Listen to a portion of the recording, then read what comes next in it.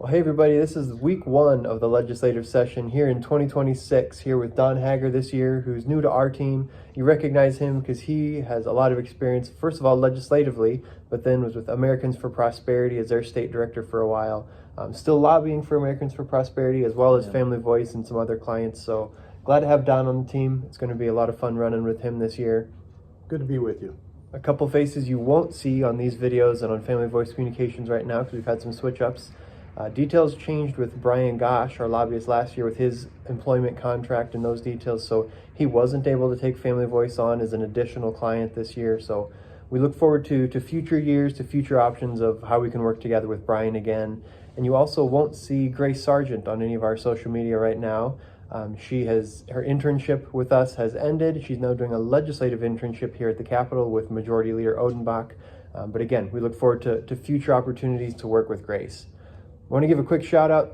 Things are already running fast. This week was already homeschool day with Fair SD. They had a bunch of families here in the Rotunda just talking about the importance of homeschool families and homeschool freedoms here in the state, which on that note, let's start off with education bills. What do we expect to see this year? Yeah, we do expect to see a number of things arise around the whole educational issue area. We are anticipating some attempts by public schools to rein in homeschooling, and we'll be defending against that as we see them arise. That's one thing. We'll be just playing defense on that. We're told that there's going to be a charter school bill, so there will be some modicum of school choice presented in that form.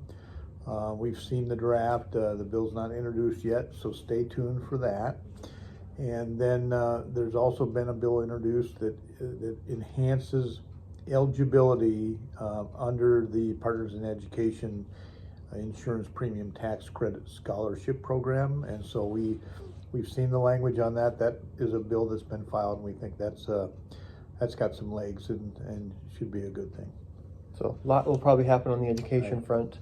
Moving to age verification, a concept that we've talked about for the last couple years. We've done it for explicit websites because that's bad content. But then step two is dealing with contracts. Because as many of you are familiar with, every time you download Angry Birds or a new calculator or whatever, you sign in terms of agreement or the terms of service. Mm-hmm. That's a legal contract. 8-year-olds can't sign legal contracts.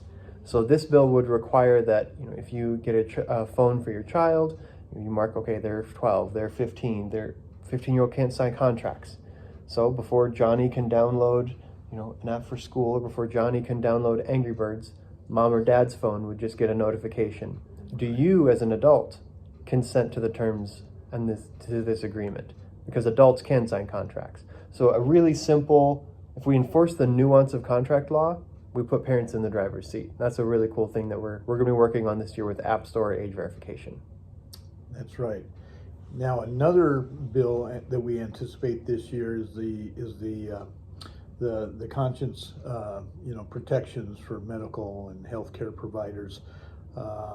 Speaker Hansen brought a bill similar to that, 2021, I think. So we think we expect that bill or something similar to that to come back this year, and we're hopeful that it does, and that's something we'll be supportive of. We also expect to see language on parental rights and protections there, just adding additional clarity to the law that parents are foundational to a child's upbringing. They're the ones making educational, medical, etc. decisions.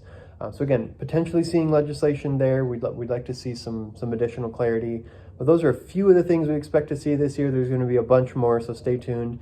And we'd love to have you join us at the Capitol. January 27, we're chartering a bus from Rapid City and Sioux Falls. Come on up. Come on up. We'll have a lunch in the Rotunda. We'll have a short breakfast and policy briefing. Some afternoon presentations on how we as Christians can be involved and engaged and really make an impact here at the Capitol. But it's a chance to see hands-on how things work up here. Go out on the House floor, meet with your representative, go up to a committee, watch how things work. We'll have tours and scavenger hunts and all sorts of fun stuff for families. So join us January 27. You can find the information on our websites. We'd love to have you up here, and we'll keep you updated as weeks go on, but this is week one. Week one. Thanks, in guys. the books.